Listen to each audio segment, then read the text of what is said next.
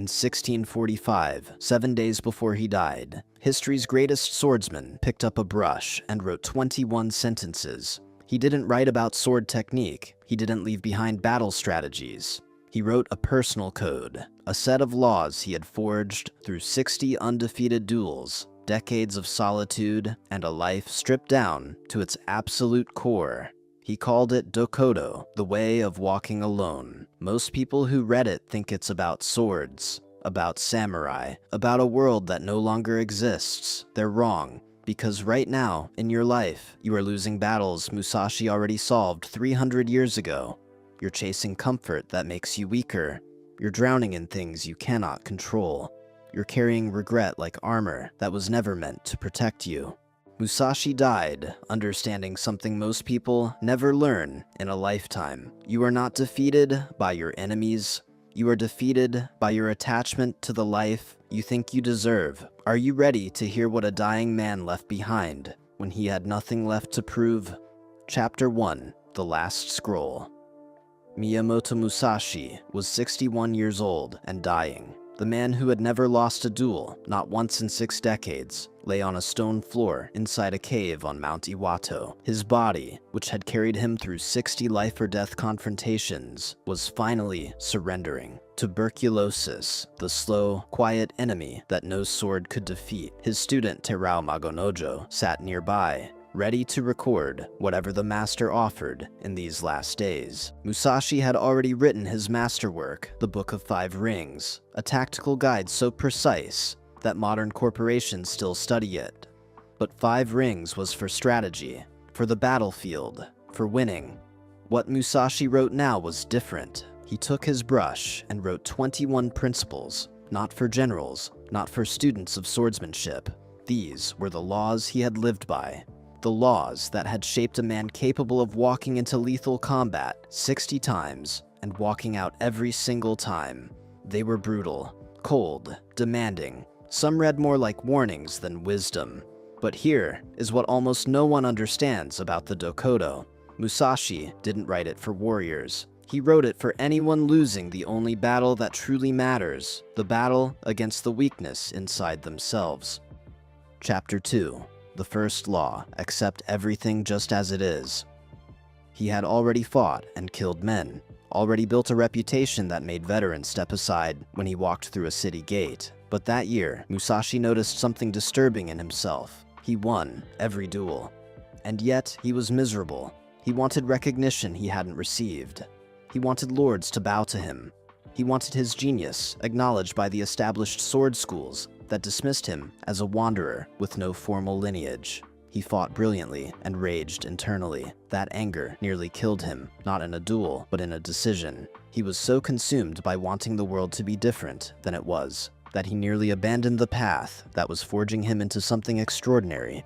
Then he wrote the first law of the Dokkodo: accept everything just as it is, not as resignation, not as weakness, as a precise, surgical act of clarity. Here is what Musashi understood that most people never grasp. The gap between what is and what you wish were true is not a problem to be solved. It is a suffering you manufacture and carry voluntarily.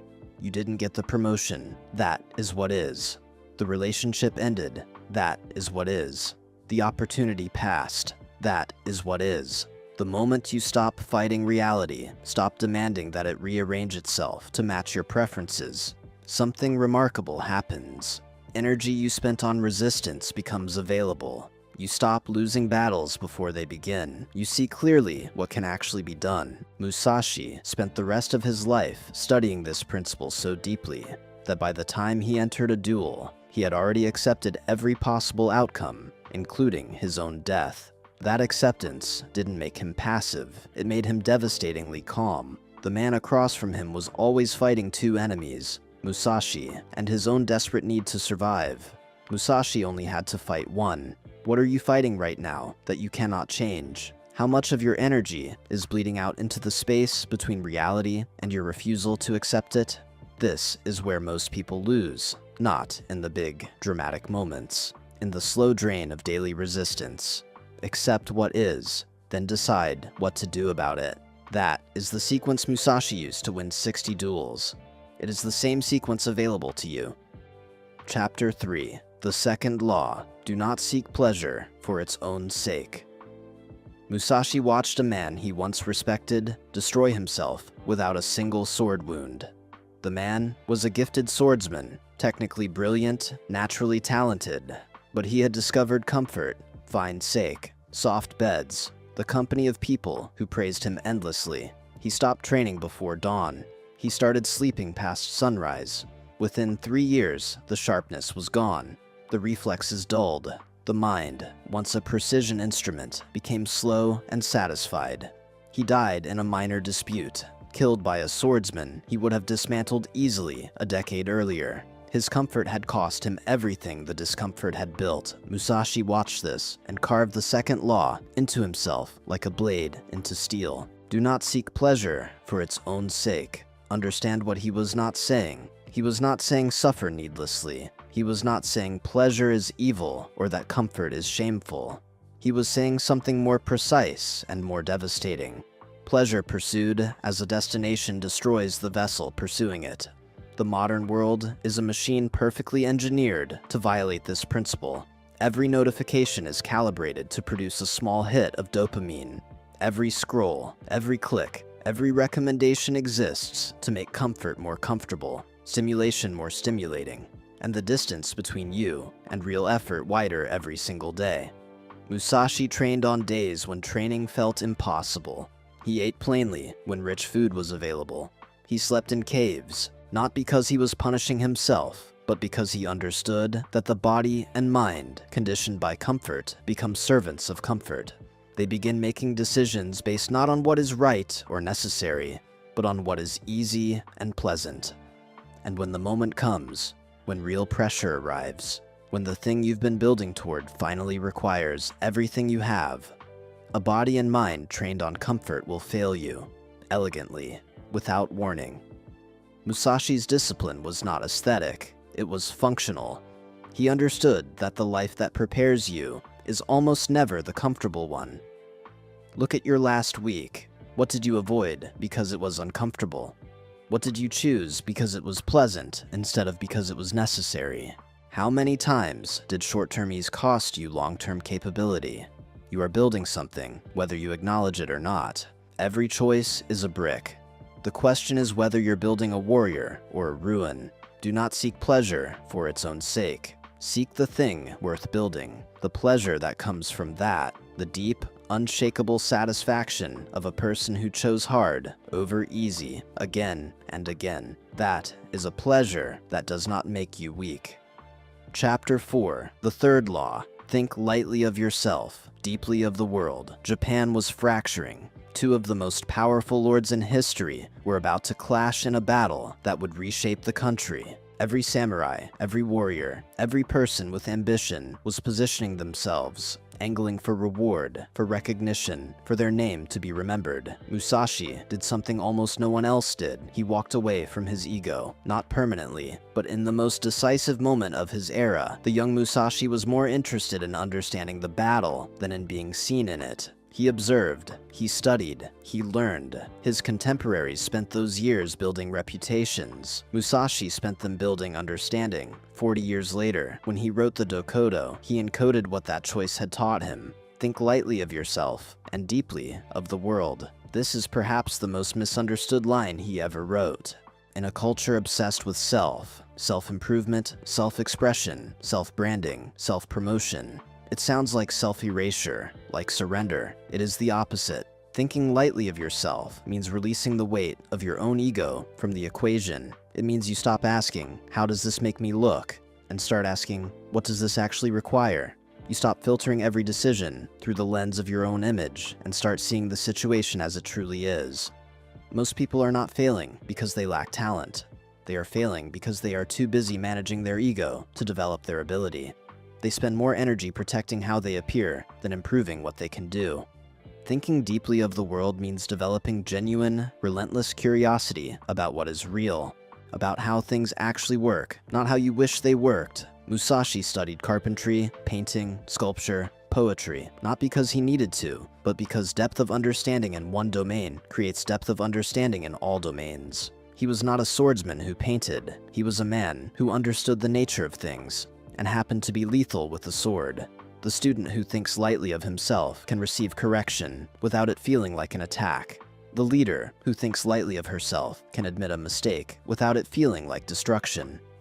The person who thinks deeply of the world sees opportunities that the self-obsessed never notice because they are too busy monitoring how they appear.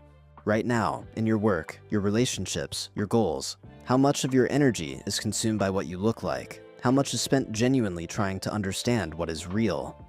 Think lightly of yourself. It is not weakness. It is the lightest, most powerful form of freedom available to a human being. Musashi walked this path alone for 60 years and left these laws behind so you wouldn't have to figure them out the hard way. If these ideas are landing, if something in you recognizes what he was pointing at, subscribe, not for content. For the same reason Musashi kept training after he was already undefeated, because the path doesn't end, and neither does the work of walking it clearly. And before we continue, drop a comment. Tell me, which of these 4 laws do you need most right now? The one about acceptance, pleasure, ego, or regret? There are no wrong answers, only honest ones. Let's keep going. Chapter 5. The 4th law, never be jealous, never regret. This is the most famous duel in Japanese history. Musashi versus Sasaki Kojiro, the greatest living swordsman versus the greatest rising swordsman. The entire country watched, whispered, waited. Kojiro was, by most accounts, technically superior.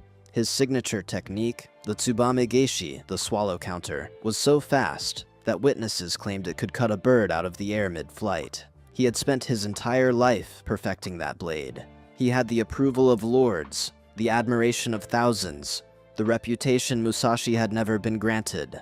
Musashi arrived 3 hours late. He arrived on a boat, casually carving a wooden sword from an oar. He was disheveled, apparently unconcerned. Kojiro was furious. The crowd was furious. Every person watching read the lateness as disrespect, and they were right, but not in the way they thought. Musashi wasn't disrespecting Kojiro with the lateness. He was dismantling him. Because Kojiro, for all his technical brilliance, had one fatal flaw. He cared desperately about what others thought of him. When Musashi stepped off the boat and Kojiro screamed at him, "You're late. You're finished." Musashi looked at him calmly and said something devastating in its simplicity. "You've already lost." The duel lasted seconds. Musashi struck once. Kojiro died. The night after the duel, Musashi wrote nothing. He didn't celebrate. He moved on. He didn't spend weeks reliving the greatest victory of his career. He simply continued walking. This is the 4th law lived in real time. Never be jealous, never regret. Kojiro's jealousy of Musashi's freedom, his fury at the disrespect, his desperate need for this victory to confirm his worth. These emotions telegraphed his intent before his sword ever moved. He fought with his ego leading the blade. That is always a losing position. Regret is the same mechanism pointed backward. It is the mind refusing to accept what the 1st law already addressed. That what happened, happened, and fighting it consumes the same energy that Kojiro burned in fury on that beach. Musashi had nothing to prove. He moved through the world without that weight. How much of your mental energy right now is regret? Replaying the decision you made 5 years ago, the thing you said, the opportunity you didn't take, the relationship you didn't protect.